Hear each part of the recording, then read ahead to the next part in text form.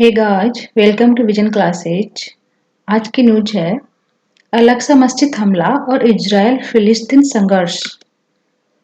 इसमें हम देखते हैं खबर क्या है। अल-अक्सा मस्जिद इजराइल फिलिस्तीन संघर्ष, भारत पर प्रभाव और निष्कर्ष।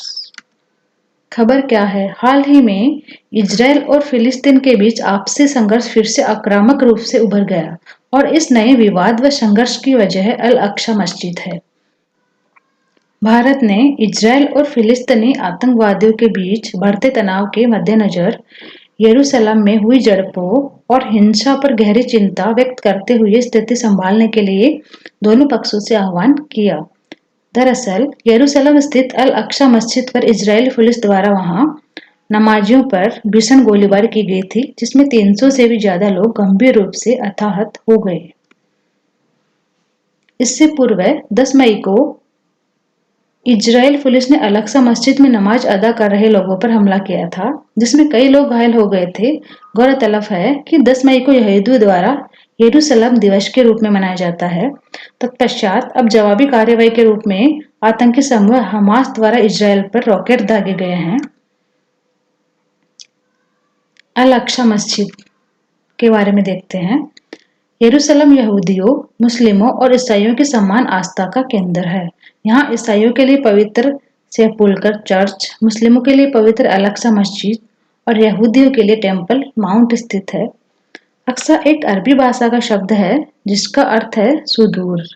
मक्का और मदीना के बाद अल-अक्सा मस्जिद को इस्लाम के तीसरे सबसे पवित्र स्थल के रूप में माना जाता है।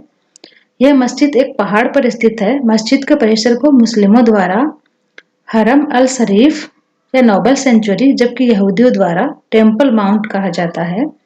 टेम्पल माउंट यहूदियों का पवित्र स्थल है।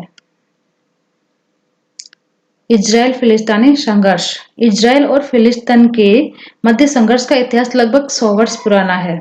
इस क्षेत्र में निवास करने वालों में अरब बहुसंख्यक थे, जबकि यहूदी अल्पसंख्यक। इन दोनों के बीच संघर्ष की शुरुआत उस समय हुई जब अंतर्राष्ट्रीय समुदाय द्वारा बल्फीर घोषणा के तहत फिलिस्तीन में यहूदियों के लिए राष्ट्रीय घर, national home for the Jewish people की स्थापना हेतु ब्रिटेन का समर्थन किया गया।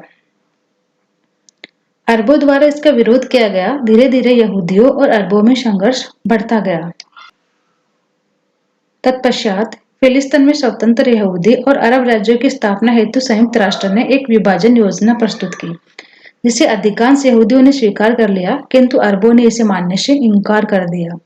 संयुक्त राष्ट्र के अनुसार टू स्टेट सॉल्यूशन, जहां फिलिस्तीन और इजरायल की वैध राष्ट्रीय आकांक्षाओं को स्वीकार किया जाता है, वहीं इस क्षेत्र में स्थायी शांति का आधार बन सकता है। वर्ष 1948 में यहूदियों ने स्वतंत्र इजरायल की घोषणा कर दी और इजरायल एक देश बन गया। इसके परिणाम स्वरूप आसपास के अरब राज्यों ने इजरायल पर आक्रमण कर दिया। युद्ध के अंत में इजरायल ने संयुक्त राष्ट्र की विभाजन योजना के आदेशानुसार प्राप्त भूमि से भी अधिक भूमि पर अपना नियंत्रण स्थापित कर लिया, जबकि जॉर्डन ने वेस्ट बैंक और मिस्र ने गाजा पर कब्जा किया। वर्ष 1967 में प्रसिद्ध सिक्स डे वॉर में इजरायली सेना ने गोलन हाइट्स, वेस्ट बैंक तथा पूर्वी यरूशलेम को भी अपने अधिकार क्षेत्र में कर लिया। परिणाम स्वरूप फिलिस्तीन में हमास नाम से एक संगठन का उदय हुआ। फिलिस्तीन की मांग है कि इजरायल वर्ष 1967 से पूर्व की अंतर्राष्ट्रीय सीमाओं तक सीमित हो जाए और वेस्ट बैंक तथा गाजा पट्टी में स्वतंत्र फिलिस्तीन राज्य की स्थापना करे। साथ ही फिलिस्तीनी शरणार्थी वापस फिलिस्तीन आ सके। दूसरी ओर इजरायल यरूशलेम को अपना अभिन्न अंग मानता है और इसलिए यरूशलेम पर अपनी संप्रभुता चाहता है। देखते हैं इसके भारत पर क्या प्रभाव है। इसके भारत पर क्या प्रभाव हो सकते हैं। एक और फिलिस्तीन में भारतीय प्रयास फिलिस्तीनी अर्थव्यवस्था के विभिन्न क्षेत्रों को कवर करने वाले भारत फिलिस्तीन विकास साझेदारी के माध्यम से राष्ट्र निर्माण और संस्थानों को सुदृढ़ करने पर केंद्रित रहे हैं, तो वही भारत इजरायल के साथ रक्षा, विज्ञान और तकनीकी आदि के क्षेत्र में एक विशेष संबंध साझा करता है। इस संघर्ष के मद्देनजर हमास समूह द्वारा जो जवाबी कार्रवाई की गई, उसमें एक 30 वर्षीय भारतीय महिला की मृत्यु हो गई, जिसको देखते हुए भारत के लिए वहां रह रहे अपने प्रवासी नागरिकों के हितों को प्रश्न खड़ा करता होता।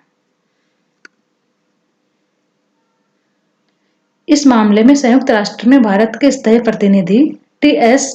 त्रिमूर्ति ने कल हुई संयुक्त राष्ट्र सुरक्षा परिषद की बैठक के दौरान ट्वीट करके कहा कि भारत इस संघर्ष को लेकर गहरे रूप से चिंतित है। इसके अलावा भारत ने भी सभी पक्षों से संयम बरतने और सुरक्षा परिषद के प्रस्ताव 2334 के पालन करने का भी आग्रह किया है। प्रस्ताव 2334 इस बात की पुष्टि करता है कि इजरायल द्वारा फिलिस्तीन में 1967 के बाद से अधिकृत क्षेत्र पर कोई भी स्थापना, जिसमें पूर्वी यरूशलेम भी शामिल है, की कोई कानूनी वैधता नहीं है और स्पष्ट रूप से अंतर्राष्ट्रीय कानूनों का उल्लंघन है तथा दो राज्यों के बीच समाधान और एक न्यायसंगत, स्थायी और व्यापक शांति की उपलब्धि के लिए एक बड़ी बाधा है। अभी देखते हैं इसके निष्कर्ष क्या निकलते हैं। इस संघर्ष के शांतिपूर्ण समाधान के लिए जरूरत है कि वैश्विक समाज एक साथ मिलकर आगे आए, लेकिन इस मुद्दे से संबंधित विभिन्न हितधारकों की अनिच्छा ने इसे और अधिक जटिल बना दिया है। जब विश्व पहले से ही एक भयंकर महामारी के प्रकोप से जूझ रहा है, तो आवश्यक है कि जहां तक संभव हो सके आपसी मतभेदों को बातचीत के जरिए सुलझाने पर ध्यान दिया जाए। अतः जरूरी है कि इस मामले से जुड़े सभी हितधारक एक मंच पर उपस्थित होकर समस्या का समाधान खोजने का प्रयास करें। दूसरी ओर इजरायल फिलिस्तीन मुद्दे के प्रति एक संतुलित दृष्टिकोण भारत के लिए अरब देशों और इजरायल के साथ अनुकूल संबंध बनाए रखने में सहायक होगा।